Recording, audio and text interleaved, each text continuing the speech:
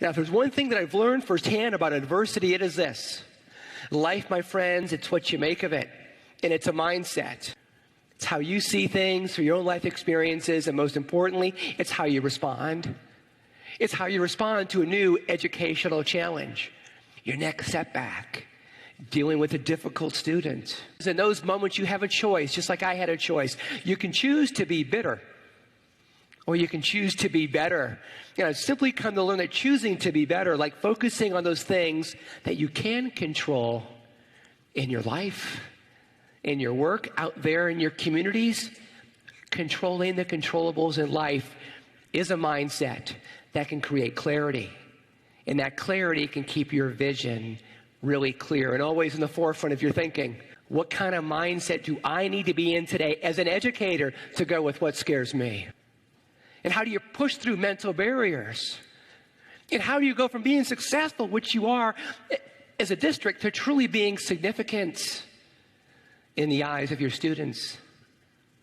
You do it by taking more meaningful and calculated and informed risks in all areas of your lives, and including your dreams.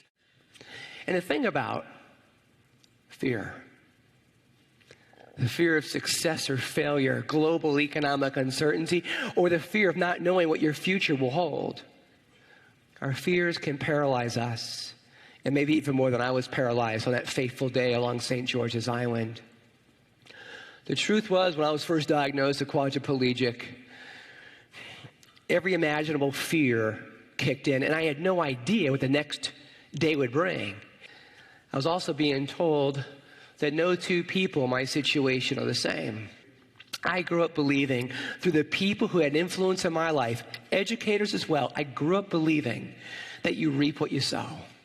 And because of that belief, I spent countless and countless hours hoping for some sign of improvement.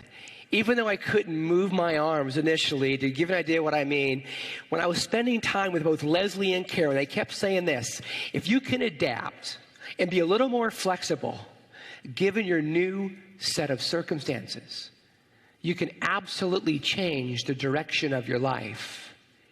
And as I poured my heart and soul in the rehab, trying to strengthen my wrist, while at the same time trying to focus on any positive, as opposed to dwelling on all the obvious and overwhelming negatives, over time, my right wrist moved 1/8 of an inch, and I gave it everything.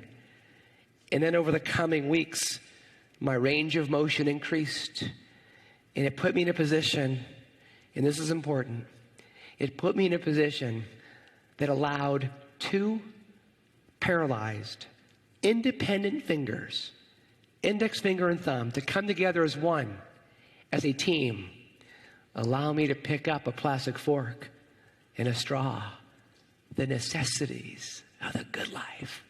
But as I was laying there in my paralyzed state, forcing my wrist down further, creating that little teeny gap, I realized that that just might give me an opportunity to do something I thought I may never do again: shake my father's hand.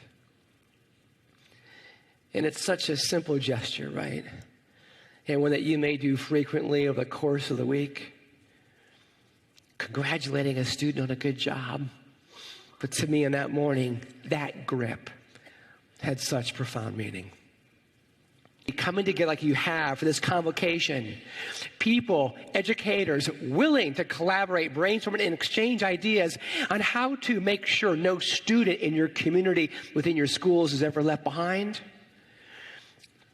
The thing of it is, about the grip, my life changed with my ability to grip on to something. How could your life change right now with your willingness to grip onto a new idea, a new concept, a new vision?